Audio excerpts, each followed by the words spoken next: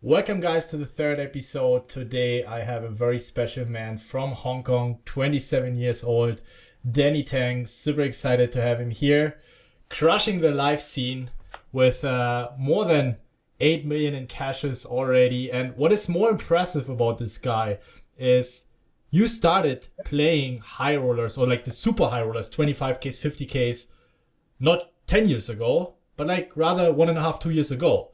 So actually a lot of your cashes actually comes from grinding lower stakes, only 10Ks, 5Ks and 2Ks. So this amount of cash is actually very, very impressive. And I think there is a reason why you are currently number one in the all-time money list in Hong Kong. And you're crushing hard the live high roller scene right now, but also online. And welcome to the podcast. Thank you so much for taking the time to join me here today. Thank you for having me. It's an honor. Where are you right now? I'm currently in Macau. In Macau. What are you doing in Macau? I just got here like today. I came over to play some live cash games, and if the games are not running, I'll be playing on some online cash games as well. How's it going?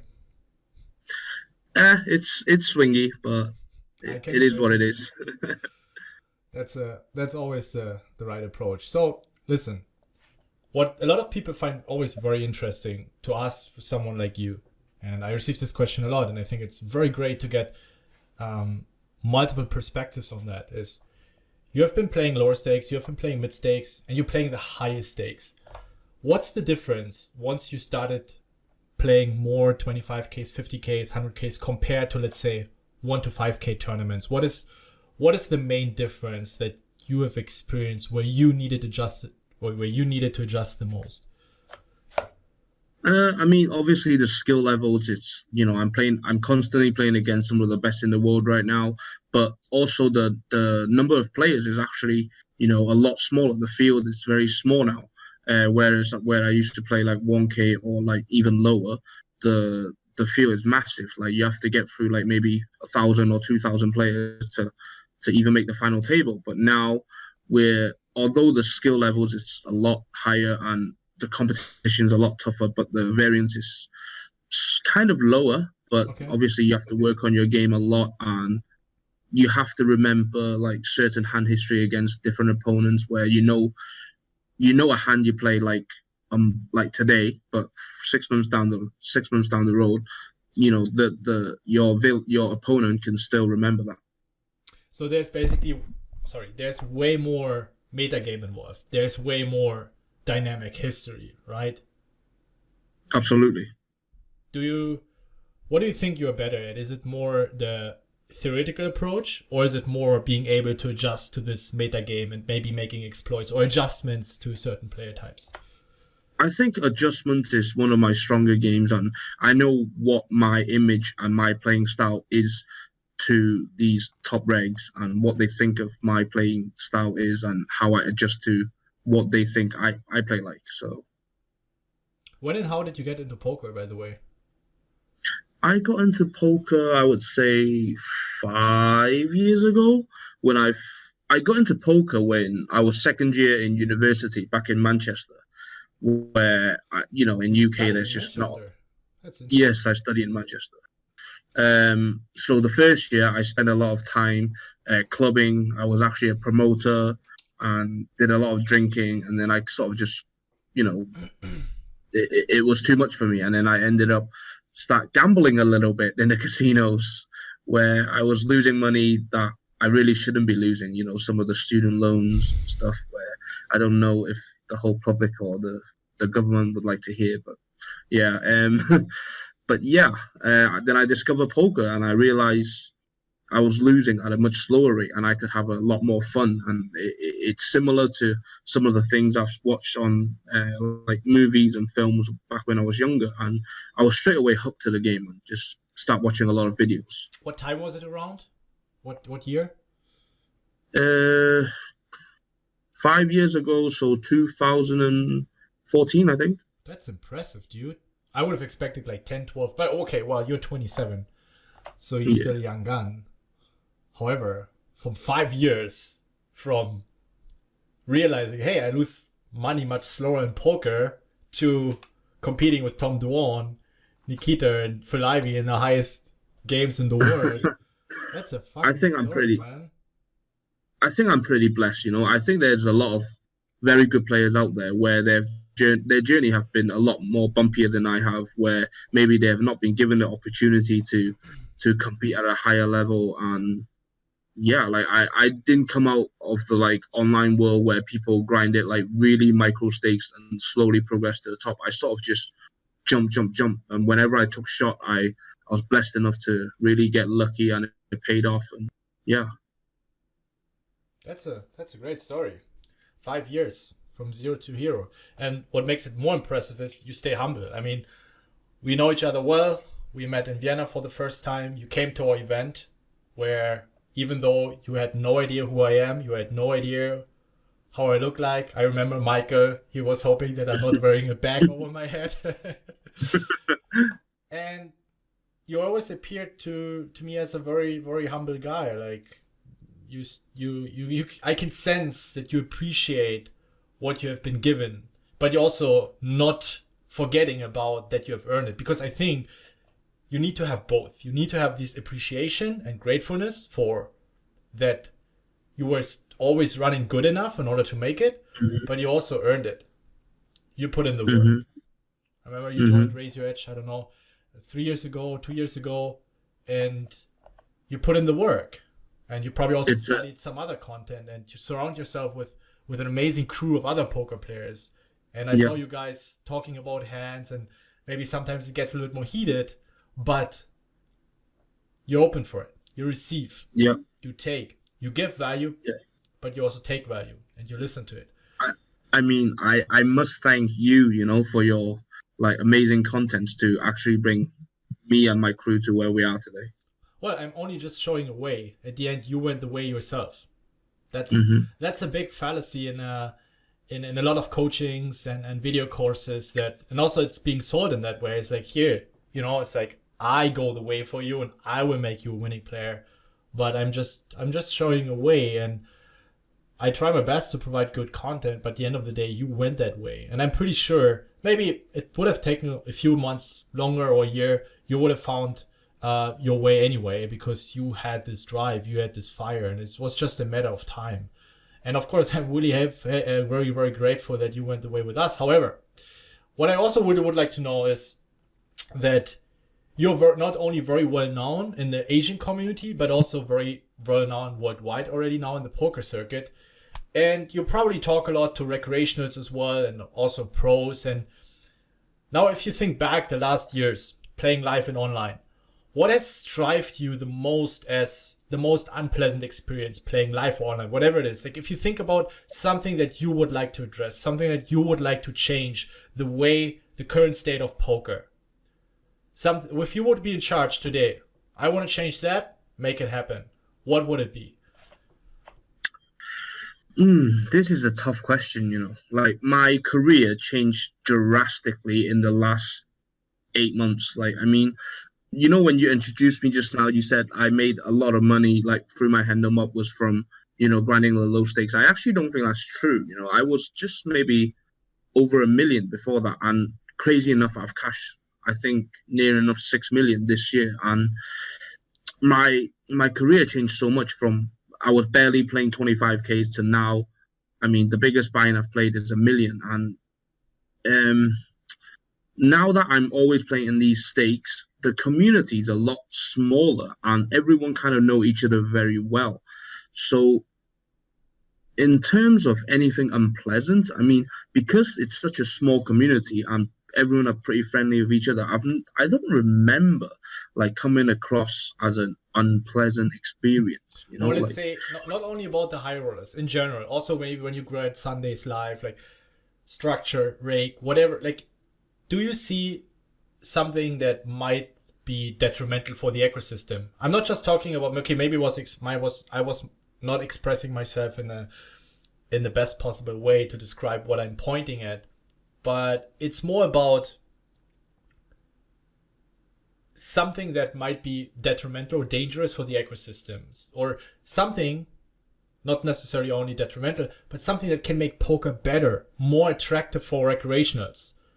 could attract new player. We can make poker more popular, improve the image of poker. Something what you, according to your opinion, that because let's face the truth, the guarantees are decreasing on Pokerstars. Yeah.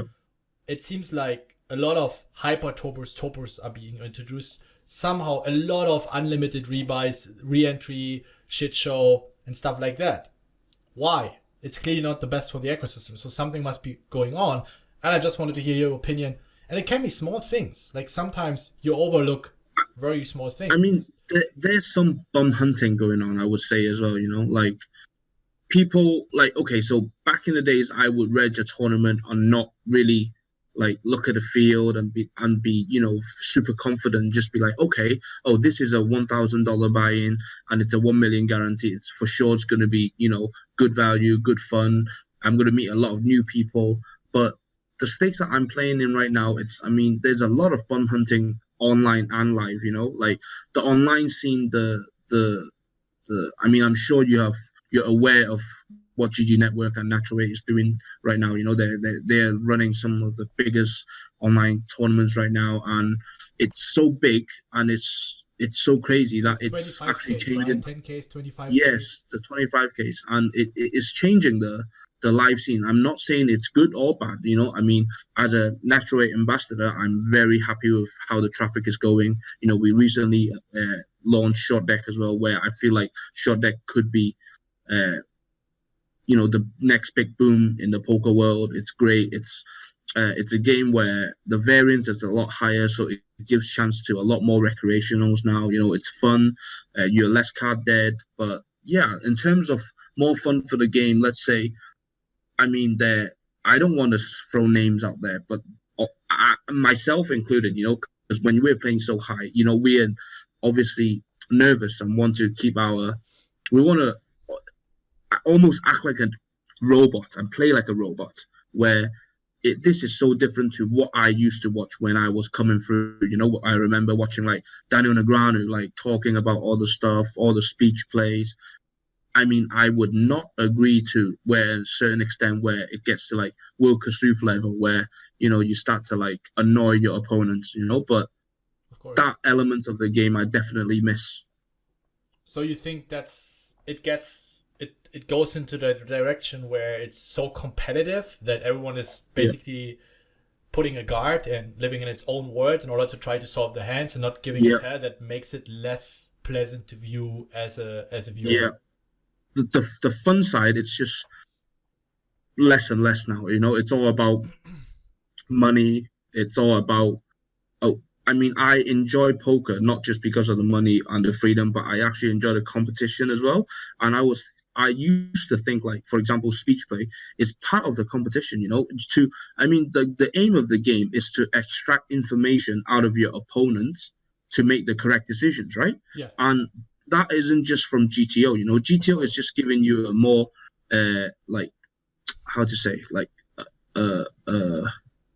optimal way of playing the game. But you can always have other elements of the game where you can adjust and be more exploitable. But you know, I think there's a fine line for how it is, and I think, yeah.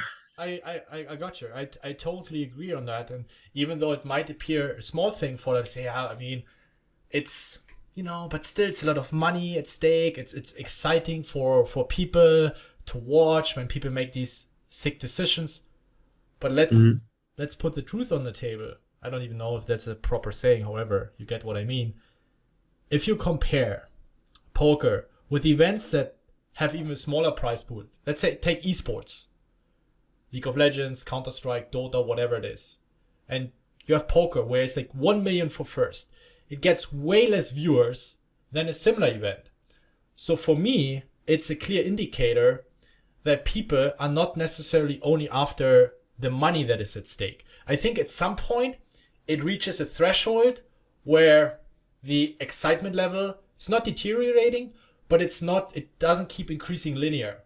Talking about the excitement level, at some point it falls off. And then whether you play for 100K, 500K, 1 million, doesn't matter.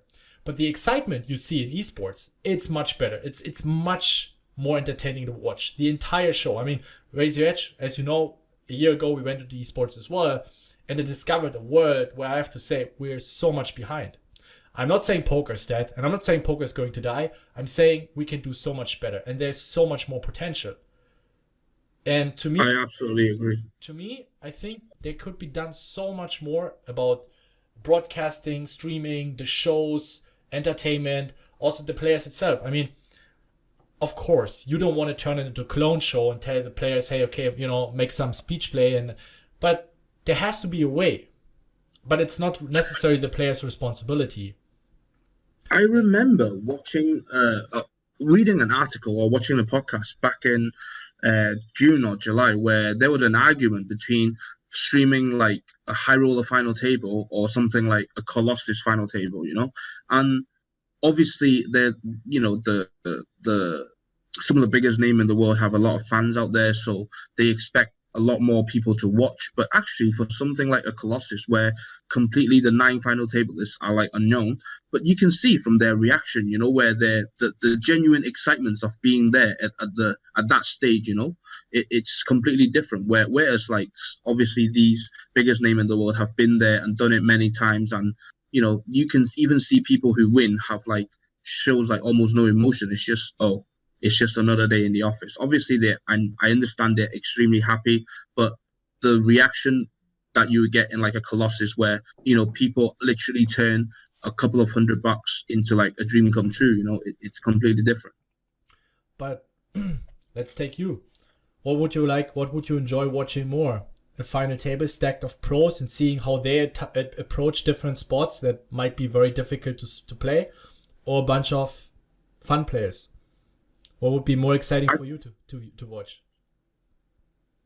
I think both has its own like merits, like obviously the bunch of pros and the best players in the world, they have a lot more like educational values, whereas the unknowns are more entertainment values. Okay, fair enough. I would say, and again, the way I approach it is I'm not trying to solve it myself and let's say, somehow trying to incorporate ideas, but I try to look at different industries or areas and see what are they doing. And if you look at football, basketball, like any kind of sports, or you take esports, in my opinion, why it works so well, it's because you can see competing the best in the world. Yeah. Would you watch Champions League if they're like a 3rd or 4th division team is playing against each other? Probably not. I agree. I agree. I get your point, and I think entertainment is important, but only to a certain degree. But seeing the pros, how they're doing it, because every one of us is somewhat dreaming of turning a pro. If you enjoy watching football, or when you're 15 enjoyed watching football, even though you might not have pursued it, like just dream of, it would be so amazing to be a football pro, would be so amazing to be a poker pro. And the most you can gain is by watching the pros, and especially if you really try and see and maybe mirror their behaviors, or you're a fan of them or whatever. So I think it's also something that's lacking, but I'm also going to put out a YouTube video about that in some point as well. But I find it very interesting that you point out the entertainment, and I definitely agree that's also something that I'm missing, because when I think back 10 years ago and you watch all these final tables or live cash games, it's so much more entertaining, Yeah, remember Tony G, Poker After Dark? Yes. It's just, and it's still good. It's like somehow finding the balance between seeing the pros and seeing the best in the world and still having some fun entertainment in there. Would be Tony G. I've experienced some of his speech play recently, and it's definitely entertaining. I'm the best. The best. I guess also as a player, not only as a viewer. Did he make a speech play against you? The odd needle. Nah, it's a friendly one. Like we were all friends, but never mind the stakes. But like maybe a certain someone was losing a couple of buy-ins, and then all of a sudden the camera comes around. I am the biggest winner right now, and this. I mean, great for the viewers. But I mean, obviously, we didn't have hard feelings because we're all friends, and I really appreciate his hospitality when we went to Lithuania. And yeah, he's definitely a showman, a great for TV. Yeah, I never had a different impression of him, and even though I think there are some players who push it too far, I'm not a big fan of Will Kossuth, because I think it's not pleasant. It slows down the game. There's always somewhere a limit, I would say.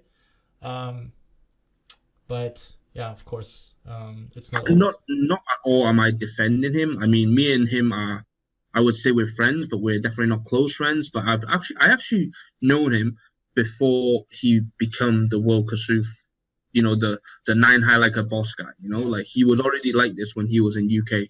So he wasn't just doing it for TV only. He was like this. Really. I'm not saying it's a show, but I think it's just not good for the game. I'm not saying he's a bad person, but his behavior, it's not some of it goes too far for sure. It goes so far. However, on the other side, I think some of it goes to his head as well. Yeah, 100%. And I remember having dinner with him once in Vegas, and he said an absurd line where he said, if he charges, okay, I don't want this to be an accusation, okay, I don't want the whole poker world to start, I don't want to get a lot of stuff on this, but this is honestly what I remember him saying. He said if he stands at the WSOP corridor and charges $10 per selfie, he would satellite into the main event. Oh. Like, of self-confidence. You never know. People pay a lot of money for very questionable things. It's an interesting prop bet, though. Yeah. It's definitely a very interesting prop bet. I think if a prop bet was out there, though, people would... I don't know. But, I mean, he reminds me of a guy... I don't know if you follow MMA, but he reminds me of Coby Covington, I'm not really following MMA. I'm sorry. Coby Covington is currently he was the welterweight interim champion. But basically, he always plays the villain. He always plays the victim as well, where he gets attention from people. Like, obviously he has his own fans, but a lot of his attentions are from people that hates him as well, Okay. So his way of promoting himself is hate me or love me, at least you tune in. And that kind of reminds me a little bit of Will Kossuth. Trying to polarize. Yes. Yeah. Of course. It's important, especially when you are in an industry like this and you want to build a fan base and or you want to build a connection. It's definitely first of all, and I think what I am missing with a lot of influencers or athletes or poker players is they're too straight. No, not too straight, but they're too boring. Not that I want them to be exciting, but just say what you want to say in a respectful way. And too many people are trying to stay political correct, and that's the problem. Where now the poker sites can do what they want, because if everyone would stand up and say, "Hey, this is not all right where this is going," then this would of course create way more reach and way more negative marketing or bad marketing, and also especially those people who have reach. And this is something that, and I know I'm probably also not probably I know I'm also receiving a lot of negative messages, because once you start putting yourself in a position where you speak out your opinion. And I don't know if you've seen the podcast with Pats and Emmerichs, and we talk about these problems we have with all the poker sites, Party Poker, Pokerstars, and every poker site is doing something wrong, can be done better, and it's not going in the right direction. You of course start making yourself susceptible for people that want to jump on that and start hating you for what you have to say. But on the other side, you will also start building a much better relationship or a much stronger connection with people that share the same opinion. Because before that, they might have seen, it's just another poker player from Germany who occasionally streams and has a poker school. But now, actually, he stands for these values. That's what he's saying. That's his opinion. I can identify with that. That's cool. I like him. You know, it's not that I want people likes, but I want people to identify with what I have to say. Yeah. And I think it's something I'm missing. I would like to see more, and social media is more being used, you know, for fun and entertainment, and not necessarily always for some more productive stuff, to really make use of it, because this is the tool we have to also pressure those who are in charge, and we can potentially change something. And that's why I also started this podcast, to also give everyone an opportunity to raise their voice. Let it be those who am I inviting, or those in the comments, to spread their opinion, and hopefully maybe others jump on this train as well and say, okay, hey, I also think the same. Let's do something. Let's change something. But it always starts with raising attention about something. Always share your opinion and then see where it goes. It might be a complete failure, but I want to say I tried, and I'm learning as well, always. But yeah, we'll see. But it's not about me, it's about you. And you talked about the games in Macau and Tony G, and there was lately a picture on social media that you posted in a private jet. What was going on there? Do you want to reveal the stakes that you were playing? I think it's better to just shut up. Yeah, the stakes can stay undisclosed, but we had a lot of fun. We tested the game that maybe it comes out in the future.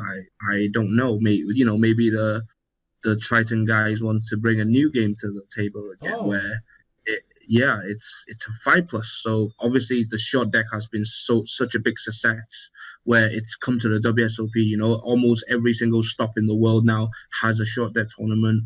It's great. I think Triton has such a big influence in the poker community.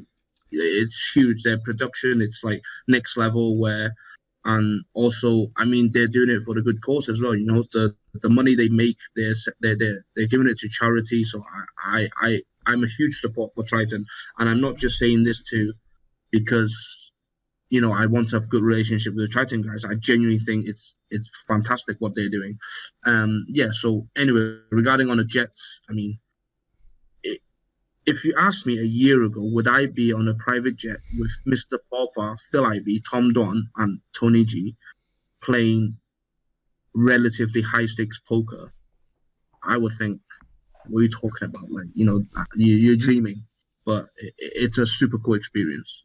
Of course. And you can see that you can even reach more than maybe your dream was to become poker pro and play the high stakes. And you even reached more, being surrounded with those players, with those personalities. I think that's just something that fires you up even more.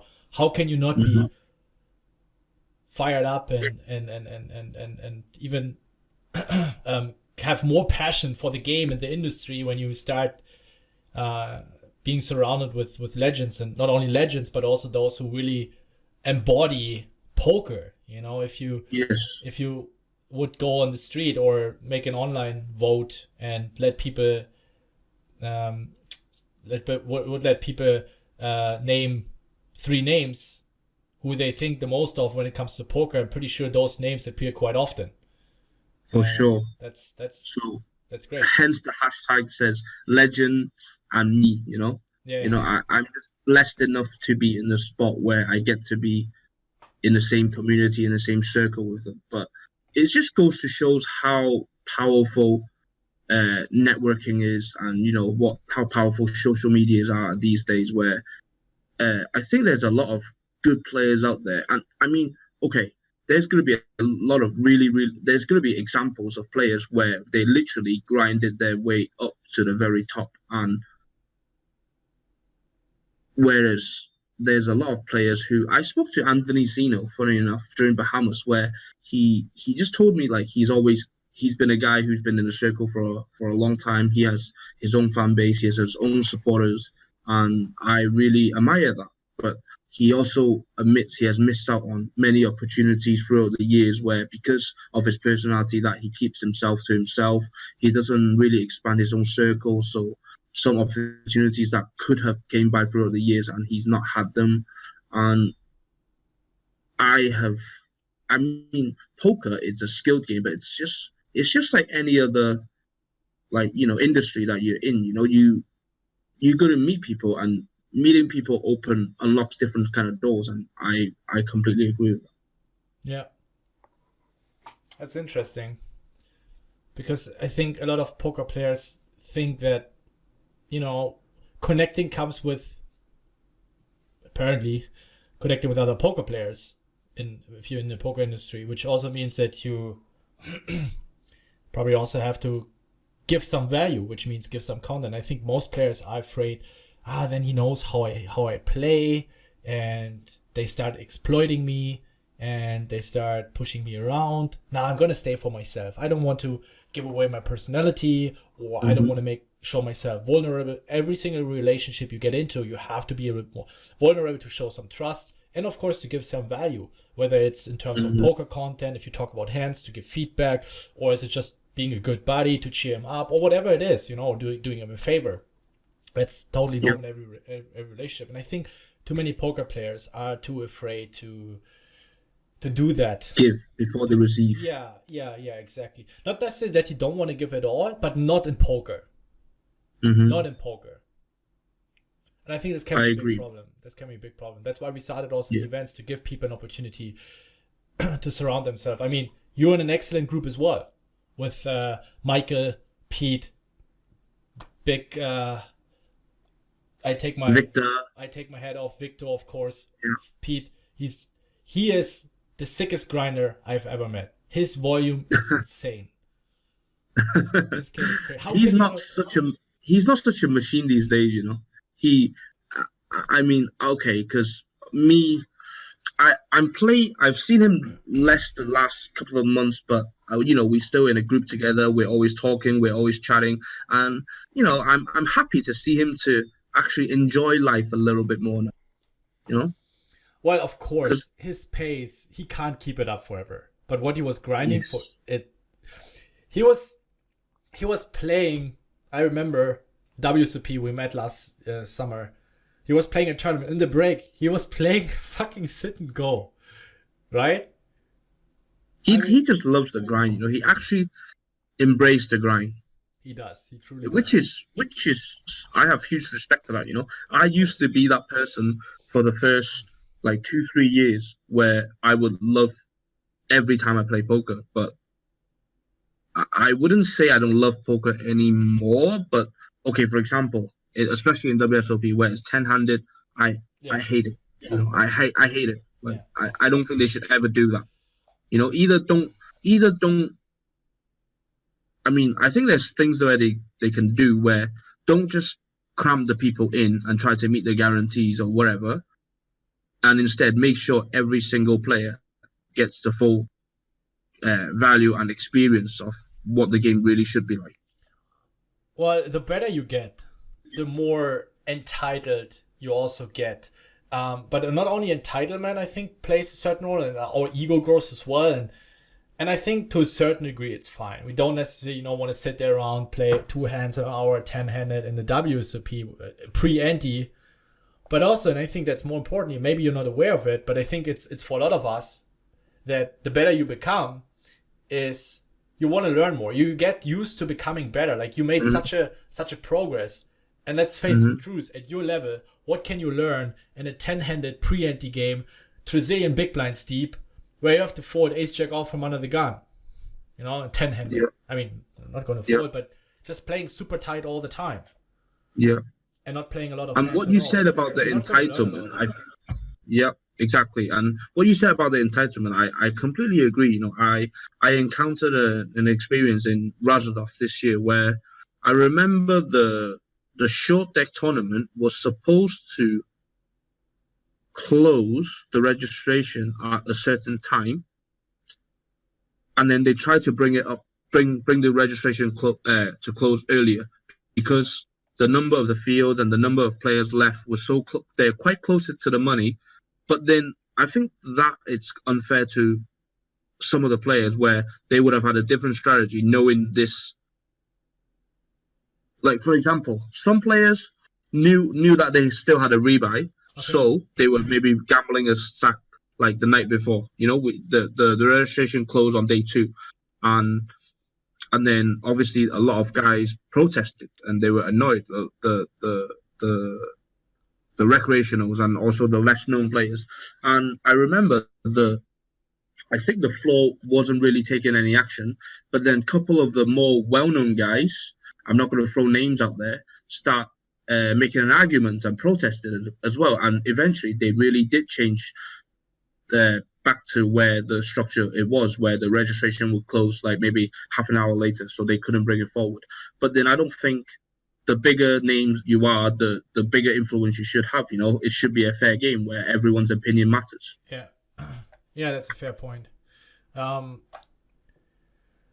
that's how it is. I think the bigger you get, the more popular you become, the bigger your influence, and you should be very responsible with it and make use of it in a good way, you know, and be very, very conscious about what you say. I mean, you can't say everything politically correct or everything that, you know, you can't please everyone, but, you know, try to use it in a good way, I would say, and not always have your own EV in your mind. You know, poker and life, they're two different things. And poker, you want to think about your own EV. I think that's also something that I have learned, and also was incredibly tough to me as well to learn, that I have to differentiate between life and poker. And poker is always about our own EV, but life, it's more like the happiness EV of all instances, or all people combined together, and trying to, you know, consider these factors as well. What would be your advice to someone that starts playing poker today and is dreaming of turning pro or make a living out of it? What has changed from 5 years ago when you started? Is or maybe similar? Is it something in terms of mindset or poker, whatever it is? Someone that, let's say, wants to start playing full-time poker, wants to jump into this adventure and start grinding more seriously. I think, poker definitely has its merits. It's given, it's financially, and the financial side, it can be huge, where, you know, it can give you a lot of freedom. It can, the upsides, it's sky's the limit. But the downside is it could be the only job in the world where you don't get paid. Like, no matter how much work you put in or how really good you are, but imagine variance just hits you, and it just hits you, you know, like there are players who has been good enough for maybe years, but they have not managed to break through, maybe due to variance. But obviously you can play such a high volume that eventually at some point it should get there. And I mean, I'm not trying to not encourage people to come into poker anymore, but I think they should be aware that poker is as tough as it's ever been, you know, with all the materials out there, but also it's as achievable as it's ever been as well, because of all the materials that you can get access to these days. And I just think it's hard to describe, you know, like what I would recommend them not to. I think I've said this in an interview before, where a lot of amateurs and people who want to turn pros just spend so much time on trying to play and play and play, and hopefully eventually basically get lucky. You know, you have to get lucky. Even pros have to get lucky to break through. But not enough of them actually, you know, evaluate their own game, evaluating their decisions and how to get better, and what can they do to get better, you know. And for example, someone who's not currently a professional, I completely understand this myself, because I currently have a student who tried to basically turn pro and quit her job, and as the mentor and as a coach, I would like to apologize and regret that I did not influence the decision enough. That basically, I think it's important that you need to make sure you have a stable income and you can fall back on and be ready for this poker journey, because it's a massive commitment, especially if you have like a family, that you just completely quit your job and try this new journey where it has such high variance. Yeah, I think having a good plan, financial plan, something you can fall back to. I have a friend also who quit his job, but he was planning ahead. So he said, in 6 months, I want to quit my job. And every 6 months, or every single month in this period of time, he was saving some money. So he has 1 year to turn pro, and he has enough money put on the side, and he lives also. It's not that, he has a lot of money and he has enough money for a year. So he really has to look after his expenses. He really has to be very accurate how much money he's spending on. So he has enough money for basic food, rent and stuff, and everything else goes into the bankroll, and he's grinding. He's giving it a year. If he fails, then he goes back, again, grinding his regular job, again, saving enough money, and trying a second time. If he still has the fire and it's not quitting by then. But that's all you can do. You try to be prepared for the worst case scenario. Think about it. But always expect good things to happen. Because if you're too pessimistic, you won't have any motivation at all. And you're going to lose the fire. Yep. That's all you can do. And then you jump into the uncertainty of poker, of variance. It's very easy for someone outside of the industry to mistake it and think, okay, look at this guy. This guy, for example, just use me as an example where, a year ago, he was playing maybe similar stakes to me. Maybe why not give it a go? And then maybe a year later, I can be like him, but I have to say once again how incredibly lucky I have been, literally, the first 50K I've ever played in my entire life, I somehow managed to final table. And then the first 100K I've ever played, I managed to get second.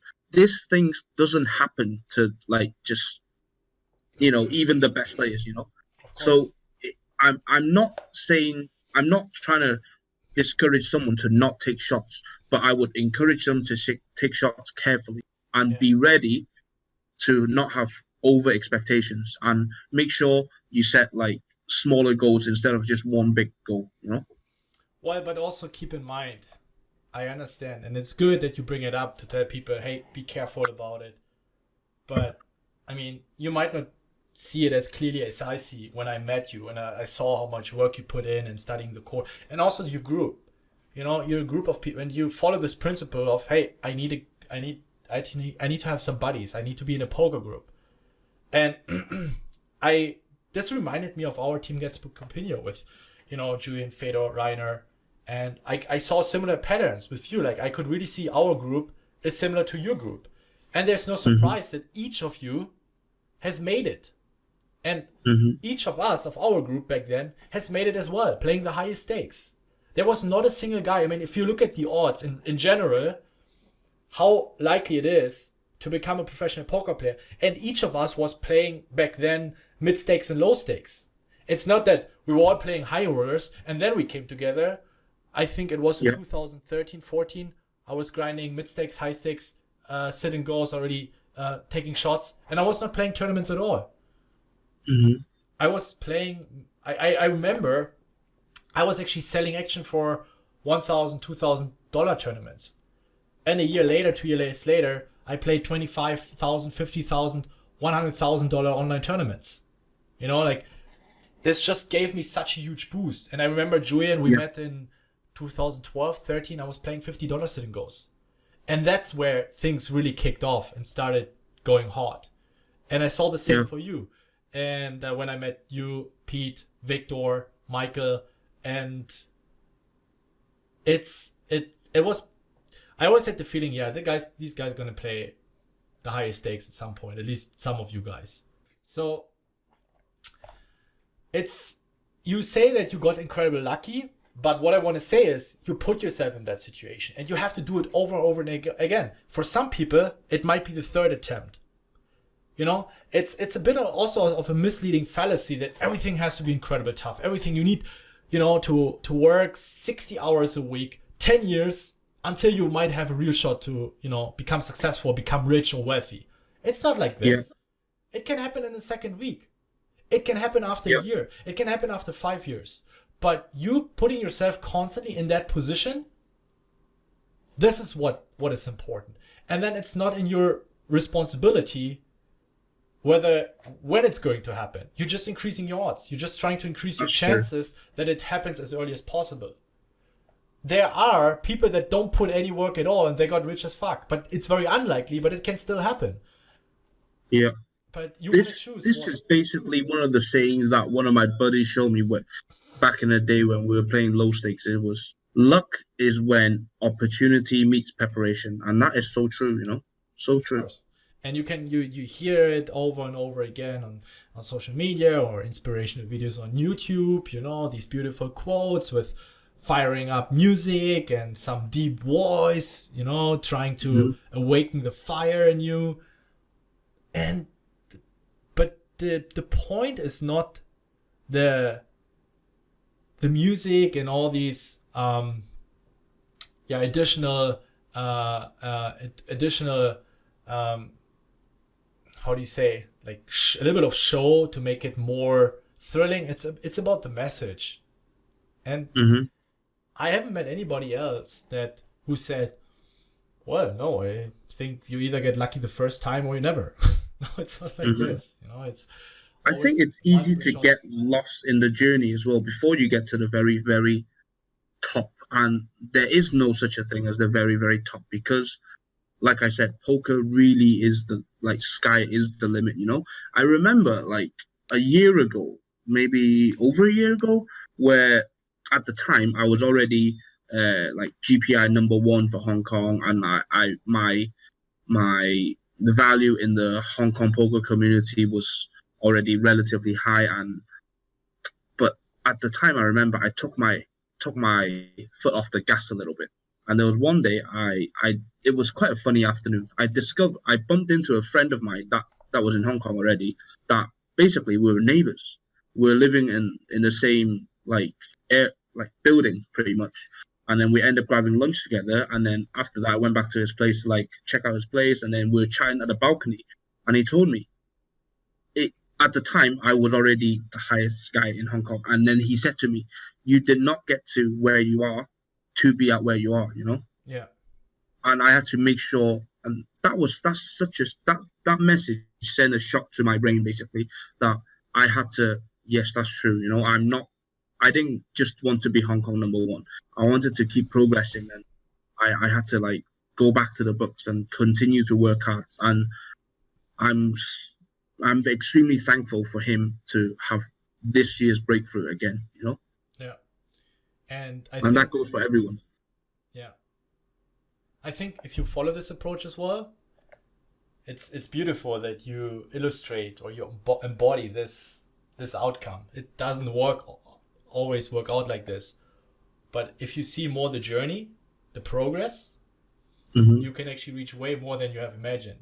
Because you're not so outcome, you're not so results orientated. You're not going to set yourself the goal, I want to make 100K a year. And that's what I'm also advising my students. Don't set a monetary goal. Don't set money or, get things, I want to be able to afford a car. Rather, just try to improve as much as you can. Set challenges, like study XYZ amount of hands a year, a month, a week, a day, or whatever. Try to work out 3 times a week. Try to eat healthy 4 times a week. These things that will guarantee you to grow. And or set a volume goal. Play 50,000 hands a month or whatever. Okay, that's quite a lot, or 10,000. And then everything can happen, because if you set yourself a goal that is very results orientated, what if you reach it? What if you reach it already after 3 months? You're set. You're done. GG. The fight is, I've set my goal. But then you can suddenly become the best player in Hong Kong. You can hang around with Tony G and Tom Drawn and be in a jet set on the way to Macau, crushing private games and play the highest stakes in the world. If you would have said for yourself, hey, I want to make 100K a year, I'm pretty sure you would have lost the fire. Yeah. I was like, I've achieved what I want to achieve. And that's why either dream as big as possible. It's good to have dreams, right? Of course. I'm not saying don't have dreams, but they should be very big. They should be very big, or just focus on what is in your control, challenges, volume goals, study goals, this is in your control. You can't control how much money you make, and that's good, because that means you can even make 10 times more than what you're actually expecting to make. And then suddenly, what the fuck? Like, I just wanted to make 5K a month, and now I make like 2 million. You know, when I started Raise Your Edge, the funny thing is, I was so happy just to sell a few courses. That's like, it's not that I consciously set a goal. It's like, I want to sell, let's say, 10 courses a week or whatever. It's like, I was happy when I sold one course in 1 week. It's like, it felt so amazing that I can make money by providing content, helping people. And this helps me to keep growing the business, keep growing the journey. That's like, wow, there's a possibility. But then I focused on everything else that makes it more likely to grow Raise Your Edge where it is today, and even bigger. I'm not saying, hey, I want to, we want to reach a revenue of, I don't know how much money a year. We want to grow to 30 employees by 2020, and we want to compete in 3 or let's say 5 esports games. No, like, that's why it's, once I reach it, we're gonna lose the fire. It's like, I leave that open and see what happens, and we focus on the micro things. It's exactly your philosophy like this, that, so basically, I remember, okay, I mean, I'm sure you're aware that I'm not currently on your podcast and be promoting other brands, okay? Yeah, but of course. I understand that you are aware that me and Michael has had conversation with other products about being an affiliate. Yeah. And let's not throw the names out there, but yeah, and it's exactly your personality and your philosophy. What, for example, what you just said, that I have not done it. I think Raise Your Edge is bigger than poker content.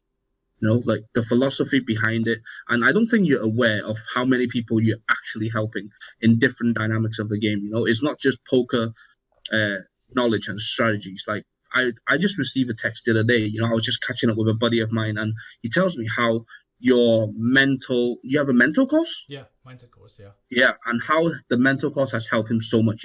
He's been in poker for like many, many years. I would say maybe more than 10 years. And when I first started playing poker, that's how I met him. And then now he's having like a different breakthrough due to your course, and I think you're actually unaware of how many people you're helping. But like I said, that's fuel, that's the fire, that's yeah. way more than every penny the, you make. the numbers. Yeah, exactly. The numbers. That's the people start crushing it and start changing something in their life to the positive. That's very that's very nice to hear. Thank you so much for sharing that. What are your plans I mean, we have 2019 almost over. What are your plans for 2020? Or is there something exciting coming up in 2019? Some secret 10 million buy-in high roller games in Macau that you would like to share with us, or something else in 2020? No, not that I'm aware of. So I will close 2019 with my regular stop at EPT Prague.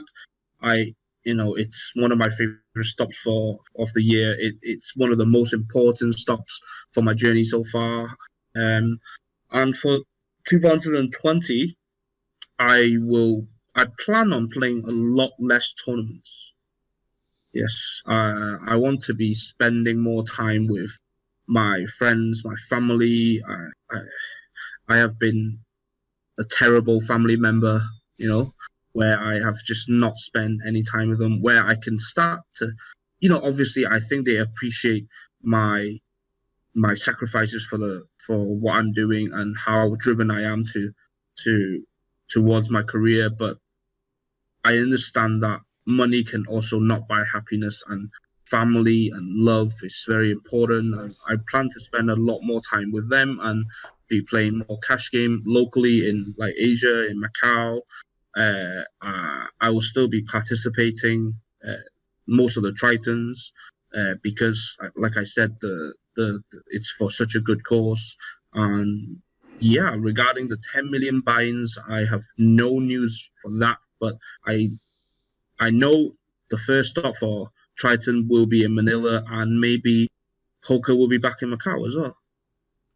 I love to hear that. Poker tournaments will be back in Macau. I'm not sure if Ben, you were aware that basically there used to be huge tournaments in Macau, and regarding on low buy-ins and high buy-ins, but it just completely stopped basically in 2019, and I'm excited that it could be back. Great to hear. I'm happy for you. I have to admit, when you mentioned earlier that you really like what Triton is doing, I'm not sure if I will mention it. Not sure if it was in one of the videos, but I have to admit that you have EPTs, you have WSOP, you have Triton. The Triton show or broadcasting appeared to me as the most professional and the most entertaining. That was for me a new level that we have reached, where it was really pleasant to watch. Really good commentating, very professional. It's just the whole package made the impression to me where I would say this could be something that is also way more attractive for recreationals, or just think about the guy who just discovered Twitch and then he goes through all the categories and then he sees poker. You want to make a good first impression. You want to appear professional. This is the golden rule in everything. The first impression counts. Yeah. And I had to say, that's a good show. That's great, great broadcasting. The last couple of months, Triton could not have happened without Paul and Richard and how much they're doing for the poker community. And over the last couple of months, I've got to know Paul a lot more, and to hear what he has to say about why he does it and his insight for the poker, it's unbelievable. You know, this man, he's so successful for a reason, you know, and it's like all the stories that he tells me is fascinating. And like the thing about Triton is they get the balance of caring about the audience and the participants so well, you know. So not only they want to see what the audience wants, but also the participant, where, for example, we have professional and recreational, and sometimes the platform only cares about maybe what professional thinks. Sometimes they only care about what the VIPs thinks, but they get the balance so accurate where if the VIP request is for something that it's unfair for the whole poker community, they will not allow it. Whereas some other platforms might allow it just to please the VIP because they're aware that the professionals will play anyway. Whereas Triton will not do that. They make sure almost everyone are happy. And when obviously things cannot always be smooth, right? And when things do come up and there's a problem, they make sure they handle it fast and they make sure they handle it right. Yeah, I've heard this also a lot, that the players are very happy with how everything is being handled at Triton. So I hope they keep going this way. Yeah. And Danny, I'm really, really happy having you here today. Thank you for having me. Something else you would like to share?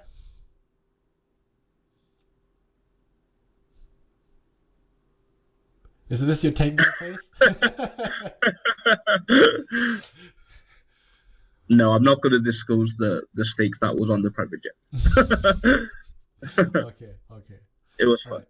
Thank you so much. We're gonna have a second part. You're gonna stay with me, but that's it for the podcast. We're gonna go over 2-3 hands, and of course we want to also pick up a little bit on your genius brain of what you have to think about certain hands. Yes. Don't be. I'm dreading this part. Too humble. Thank you so much. I hope you guys enjoyed it. Let us know in the comments what you think about the topics. What do you think needs to be improved in poker? What do you think? What are you struggling when it comes to playing lower stakes, or maybe you're turning pro? What are the obstacles? What would you like to see next time in the podcast? Any kind of feedback, really much appreciate. Thank you guys for taking this time, and best of luck in for Danny, and also of course his endeavors with Natural 8. And hope you're gonna keep crushing, and then we're gonna analyze some hands now. Thank you so much. Appreciate it.